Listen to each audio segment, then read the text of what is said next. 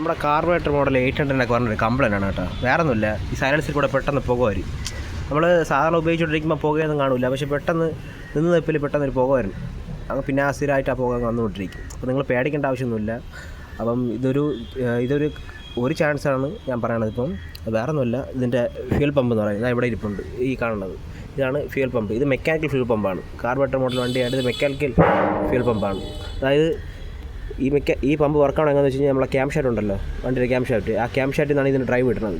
അപ്പോൾ സ്വാഭാവികമായിട്ട് ഇതിലോട്ട് ഡ്രൈവ് കിട്ടുമ്പോൾ അതിൻ്റെ കൂടെ ഓയിൽ ഇപ്പുറത്ത് വരാനുള്ള ചാൻസ് ഉണ്ട്. അപ്പോൾ ഓയിൽ വരാതിരിക്കാൻ വേണ്ടി ഇതിൻ്റെ ഇടയിലൊരു സീലുണ്ട്. ആ സീൽ പോകുമ്പോഴത്തേക്കും എഞ്ചിൻ ഓയിൽ നേരെ ഈ ഫ്യൂൽ പമ്പിനകത്ത് കയറും. ഈ ഫ്യൂൽ പമ്പിനകത്ത് കയറി നേരെ ഫ്യൂലായിട്ട് മിക്സ് ആവും. ഫ്യൂലായിട്ട് മിക്സ് ആയി കഴിഞ്ഞാൽ വണ്ടി നേരെ സിലിണ്ടറിനകത്തോട്ട് പെട്രോളിലൂടെ മിക്സായി സിലിണ്ടറിനകത്ത് കയറി കത്തും. ആ കത്തുന്ന സമയത്ത് പുകയാവും. ഈ പുകയാണ് ബാക്കിൽ സൈലൻസിൽ കൂടെ പെട്ടെന്ന് വരുന്നത്. മനസ്സിലായില്ലേ? അപ്പോൾ ഒരു കാരണമാണ്. പല കാരണങ്ങളും പുക വരാൻ ഉണ്ടെങ്കിലും ഇതുകൊണ്ടും ചാൻസ് ഉണ്ട്. അപ്പോൾ നിങ്ങൾക്ക് വീഡിയോ ഇഷ്ടപ്പെടുന്നു, ചാനൽ സബ്സ്ക്രൈബ് ചെയ്യണം. പറ്റുന്നുണ്ടെങ്കിൽ വീഡിയോ ഒന്ന് ലൈക്ക് ചെയ്യണേ.